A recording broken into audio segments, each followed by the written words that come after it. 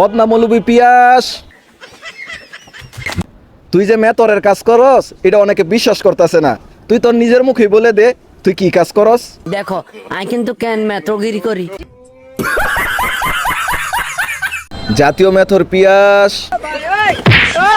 আচ্ছা তুই যে ঈদে মিলাদুন্নবী সাল্লাল্লাহু আলাইহি সাল্লাম নিয়ে এত লাফালাফি করছস, কিন্তু যারা মুসলমান হয়ে হিন্দুদের মন্দিরে গিয়ে মূর্তি পাহারা দিছে, যারা মুসলমান হয়ে হিন্দুদের পূজায় শরিক হয়েছে, তাদের নিয়ে কেন ভিডিও বানাস নাই? আসলে তুই কোন ধর্মের অনুসারী? আমি হিন্দু ধর্ম অনুসারী, আমি ইসলাম সম্পর্কে কিছু জানি না। বুঝো না এই ব্যাপারটা। বদনা মৌলবি পিয়াস, কিরে তোর গাঞ্জার ব্যবসা কেমন চলতেছে?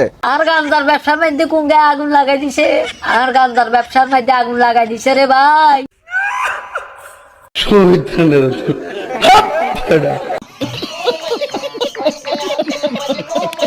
এখন আমি তোর জন্য কি করতে পারি? এটা ভাই এটা আনলাই কিনে বিষ লই আয় খাই মরি যায়। বর্তমানে দেশের যে অবস্থা, বিষের দাম অনেক বেশি। ওই তুই বাথরুম পরিষ্কার করার হারপিক খেয়ে মরে যাইগা।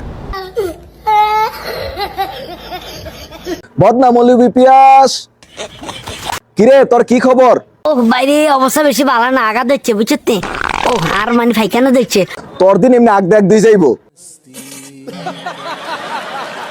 তোর শরীরে তো কুড়া কুড়া বুড়ো হয়ে গেছে গা, তো তুই বিয়া শাদী করস না কেন? এ আমার এই পার্টনারের কারণে কেন আমি এই পর্যন্ত বিয়ে করতে পারতেছি না। জিগারে বিয়ে করতাম দেয় কয় গিয়ে শুয়ারি গোড়ে নেই।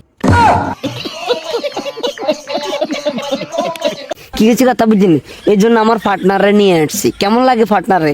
দেখো চয়েসফুল কিনা আমার পার্টনার, আমি বিয়ে করতাম না লাগলে। কোনো ভালো মায়ের সন্তান তো ছেলেদের সাথে ঘর সংসার করতে পারে না। তুই তোর মুখেই বল, তুই তোর মায়ের কেমন সন্তান?